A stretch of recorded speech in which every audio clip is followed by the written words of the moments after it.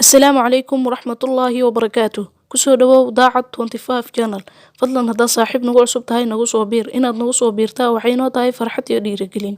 waxaan ka hadlayaa mowduuc xagayga muhiimka ah aan ku faraxsanahay inaan ka hadlo. kusoo dhawow muuqaalka.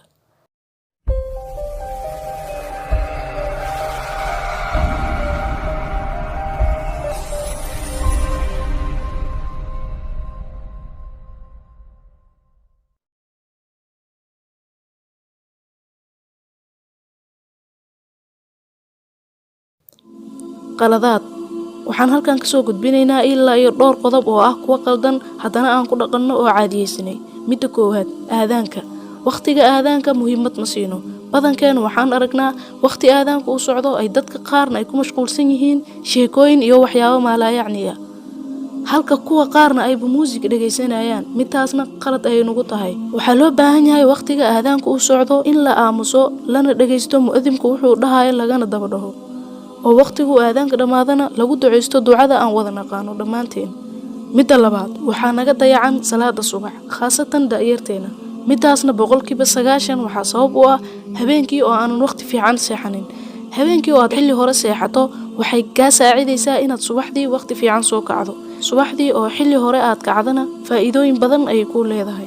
qaarna waxay ku dhiban yihiin subaxdii oo ay xilli hore kacaan. waxay taleefanka ku xirtaan alarmi ama gambaleel. sida caadada ah waxay geliyaan barkinta hoosteeda. markuu soo dhaco gambaleelka kadib waan taabanaa, meeshaasna waxaa ka faa'iidaysto shaydaan oo hurdadii ayaan dib ugu laabanaa. sidaas ayay jameecadu ku faaruqeen wiilashiina. haddaba haddii aad ka mid tahay dadka arrinkaasi in badan ku dhibooday, maanta waxaan ku hayaa talo fiican ee iga dhegayso. markii aad taleefanka ku xirtid alarmiga ha gelin barkinta hoosteeda ee waxaad dhigtaa meel xoogaa kuu jirta. kadib markuu soo dhaco waqtigii aad ku xiratay waxaa qasab ah inaad dhibsan doontid oo aad soo buraarigu doontid. kadib markii aad dhulka degato oo aad tagto meeshii taleefoonku saarnaa, dib ha ugu laaban sariirta ee sidaas uga qayb qaado jameecada. haddii aad dumar tahayna waqtigaaga sidaas ayaadba ugu faa'iidaysatay oo salaadii subax xilligeeda ayaad ku tukatay. waxaan filayaa inaad ka faa'iidi doontid. midda saddexaad, caay ama aflagaado. waxaan caadiyeysanay inaan waqti walba aan iscaayno oo aan is-aflagaadayno oo aan isku oranno hadal xun. runtii waa wax la liiday oo la diiday, ayna fogeysay diinta islaamka. carabka waxaa lagu tilmaamay seef, meesha ay goysana aanu dhakhtarku xitaa dhayi karin. dadkuna way ku kala dhintaan hadal xumida iyo ereyada gafka iyo guracu ka muuqdo. inaan waqti walba aan is-aflagaadaynana qalad ayay nagu tahay. xitaa waxay meel uga dhacdaa dadnimadaada iyo damiirkaaga, waana wax ku liidayo ee waqti walba hoos kuu dhigayo. midda afaraad, waqtigayga ayaan ku jiraa. waxaan dhahnaa qofkiina xusuusiya xaqa iyo geerida iyo cibaadada alleh. waxaan leenahay waqtigayga ayaan ku jiraa ee aan kaa baashaalo. runtii hadalkaas dhammaanteena inaan ku hadalno qalad ayay nagu tahay. wuxuuna ka mid yahay qodobkan waxyaabihii la yaabka badnaa ee aan la kulmay sanadkii tegay ee 2019.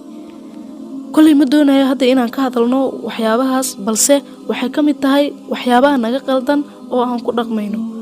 ha ku oran qofka xaqa ku xasuusiya oo ku yiraahdaa waxaan way ku qaldan yihiin, waqtigayga ayaan ku jiraa. ha ku oran.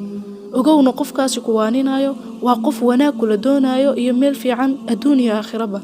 cid kuu ballan qaadayna ma jirto inaad gaari doontid waqtiga gabowga oo aad xilligaas cibaadad u go'i doontid. midda shanaad, xumaan ayaan isku dhiiragelinaa. waxaad arkaysaa markii aad gashid qaybo ka mid ah social mediaha oo ay soo dhigayaan gabdho qaaqaaban oo dhammaantooda aanu xijaabneen. runtii qalad ay ku tahay gabadhaasi inay muuqaal noocaasa intay iska soo duubto ay soo dhigto social mediaha. waxaa kasii daran marka midkii kusii dhiiragelinayo oo dhahayo keep going, weliba asigoo ah nin rag ah.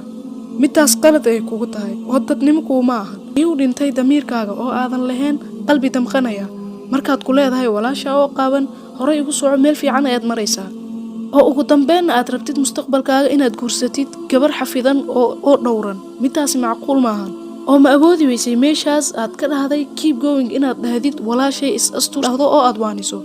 waxaa kaaga fiicneed intii aad sidaas oran lahayd inaad ka aamusto. gabaray, adiguna gabar walaashayda ayaa tahay, khayr iyo wanaag ayaan kula doonayaa. fadlan iska daa baaqnaanshaha aad social media la dhex wareegaysa. ha iska dhigin shay raqiis ah oo meel walba laga heli karo ee noqon boqorad ama dayman qaali ah oo aanan la heli karin. midda lixaad wadooyinka markii aan socono dadka daada oo aan wadada kula kulanno waxaan ku agmarnaa si xawli ah midaasna qaladaadka aan ku dhaqanno ayay ka mid tahay xooga ku agmarin dadka daada oo ama socodkooda uu liito oo gaaban yahay ku dhahay assalaamu calaykum xoogaha yar u gaabi socodkaaga ilaa iyo daqiiqada yar kadib ku dhahay meel aan u degdegsanaa hooyo ama awoowe waan ku dhaafaya waa xaqiiq inay ku dhihi doonaan wiilkayga ama gabadhayda waan ku fasaxnay waa ducaysan tahay ee iska bax waxaan filayaa inaan ka waantoobi doono qaladaadkaas oo aanu soo sheegnay waxaan filayaa qodobadan aan soo sheegnay inaan wax ka faa'iiday haddaba ma jiraa intaasi qodob oo aan kor ku soo sheegnay mid aad la kulantay haddii aad la kulantayse waa kee commentiga inoogu reeb ugu dambeyn waxaan kaaga mahadcelinayaa waqtiga aad ku bixisay daawashada muuqaalkan jazaakum allahu khayra assalaamu calaykum waraxmatullaahi tacaala wabarakaatu weligaaga daacad ahaaw